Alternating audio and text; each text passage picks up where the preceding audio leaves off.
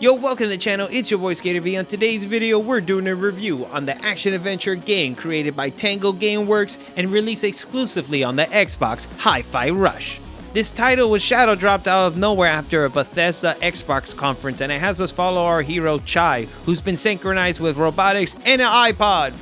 And now this evil corporation is out to get you, and it's your job to take them down one by one, all while sticking to the beat and performing some crazy combos. Throughout the story, you'll make friends and enemies as you discover the secrets of V Productions and try to find your way out this island. Like I said, I appreciate clicking the video. This is your boy Skater V, and let's talk about the good, bad, and ugly on Should You Play HiFi Rush. So the game is a pretty linear platformer where you're just going to be walking straight through the map, as you're going to have different obstacles that you can use your powers or different things from the environment to help you get by. As a platformer, this is probably one of the easiest you'll play. It's nothing hard, and I do love the autosave system. You can fall off anything, you're going to end up right back there. And every couple of seconds, you're going to end up in these combat zones as you go through hordes of enemies. Sometimes waves, but usually it's going to be just 1 or 2 rounds and then you're off. Now when it comes to the combating and fighting, it's easy, it's very responsive, and I did like how I was able to do some different combos as I purchased upgrades throughout the game. Now what makes this different from other titles is that you're going to be able to feel and hear the music throughout the gameplay. So if you attack and do your combos accordingly to the beats of the music, you're going to be able to perform some crazy combos and even stronger base attacks. Now performing these moves are easier said than done, but the game provides a lot of tools to help you out. That you could pop out this metronome meter that can show you exactly how the beat of the music is going, which helps because your enemies are actually attacking to the beat. So if you pay attention, you can even block and parry right on time, which all stacks to your combo meter, and you'll be ranked at the very end of every level. Now don't worry about being a master at the very beginning, because the game is going to give so many opportunities for you to practice and learn different combos throughout the story. At least the first 3 to 5 hours, you're going to be going through a lot of tutorial as you're going through the first beginning levels. Now visually, the entire game is consistent with its art style, with its self-shade, modern cartoon appeal, and all the levels play about the same. Like I said, they're very straightforward, very linear, not too many, crazy puzzles and obstacles with, the platforming, but I did find them pretty fun. Now if you were to compare the level design to a Sly Cooper Mario game, then yeah, the title's pretty bare bones, but it's just enough to give you a challenge because you're really here for the combat.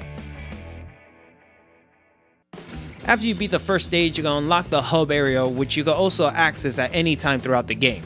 From here you can purchase upgrades, special abilities, items to upgrade your health and powers, and even little special moves that you'll find later throughout the story.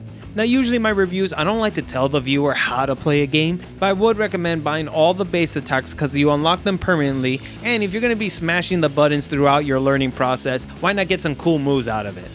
And also you can unlock this training room where you can practice all you want. And throughout the story you unlock trinkets and unlockables, so definitely come back to keep upgrading yourself. Now when it comes to the rest of the hub, as you go through the story, it'll start to fill up a little bit more, but you're going to have this award wall that you can see all the challenges, and you'll unlock different images to add to the wall as well. Now one thing I want you to see without making any cuts to this clip is how smooth and fast this game operates. At the hub, you can go your sofa and click the current level that you're at, and in just a couple of seconds, you're right into the gameplay. Now, I'm playing on the cloud, and I was surprised how fast I was able to transition from that. I never had any performance issues or bugs throughout my experience. Now, the one problem I did have was, like I said, I played on the cloud. And there were many times that my internet connection was super low, that no matter how many times I hit to the beat, it was just not syncing in. But these are definitely not issues that you'll suffer if you have a digital or the physical copy. Because while on combat you don't have to stay on beat, throughout the story you will come across these quick time events that require you to smash the buttons right on time, and there's no way to pass them without completing. Luckily there's nothing that's going to stop you in your track, and every level they always try to find something to surprise you. Now I told you a bunch of things that the game has to offer, but let me tell you about my experience. Straight from the bat, this is a charming and super fun game. And while I was trying to be an homage of a lot of our favorite classic titles from the early 2000s, there's a few bad things from those games that are in this one that are holding it back. The beginning few hours are very slow, and most of the level design in those are very lackluster. And instead this game is trying to appeal to a little bit more of an older audience. I would think that this will be just a little bit more of a faster paced game, at least for the first few hours. Now the story's decent, it has an okay payoff, and throughout the levels you're going to be having dialogue and cutscenes every couple of minutes, so you're always going to at least be on top of where in the story you're at.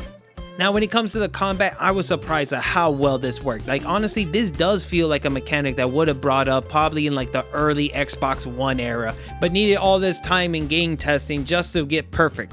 Because the movesets feel responsive, and every time I try to attack and block, it's usually right out the point. And visually, this is a game that really takes in all your senses. You're going to be listening for the music throughout the level. You're going to be feeling the vibration in your controllers. That's something else I really love, how I was able to feel the beat with the controller. So I bet that with the newer consoles, with the haptic feedback, that's probably going to be a plus. Now, when it comes to different moments in the story, I love the boss fights the most. They have different stages throughout the battle, and you always see this smooth transition from cutscene to gameplay. And that leads us to the cinematics. While everything is in this 2D art style, it does kind of switch from different styles of animation as you watch. Now when it comes to all the characters, I thought the performances of everyone was great, except Chai. Yeah, I did not like his character at all. As someone who's tuned into the music, it really seems like he tunes out everyone who's talking to him, because you're always going to have some characters just repeat themselves twice because Chai did not hear what they just said. Now, it doesn't come off as annoying or rude, so I'll let it slide. Now, the only thing I won't is all the characters' name. There's not one that makes any sense. I don't think any human is named after any of these things, but I'll let it go. Now, I gotta tip my hat to Tango Studios, because this feels like an instant classic. Even with the shadow drop, this feels like a hidden gem lost from the 360 era. And now with all that, let's answer the question, should you play? And I say yes. When it comes to the combat, I loved it. The music element is super awesome, but I would have liked a little bit more variety in the enemies and a lock-on system so I could at least know where my attacks were going so none would have been wasted. Now, I thought the story was just fine, but the real star is the animation. It makes the whole world feel more realistic and really adds a great charm to the characters and the overall game. Now, this was also available on Game Pass, and while I usually will recommend using that service to play a game other than buying the full price title, for this one being at $30 and it's going to run much smoother than being on the cloud, I definitely recommend it.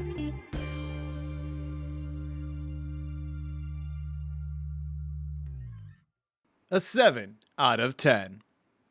Yo, thank you for clicking the video. It's your boy Skater V. Please tell me down below, what did you think of the game, and did you end up picking it up or playing it on Game Pass? Also, if you want to see more videos like this, check out the channel. I post every Monday and Friday, and catch me in my live streams. Till then, I'll catch you to the next one. Peace!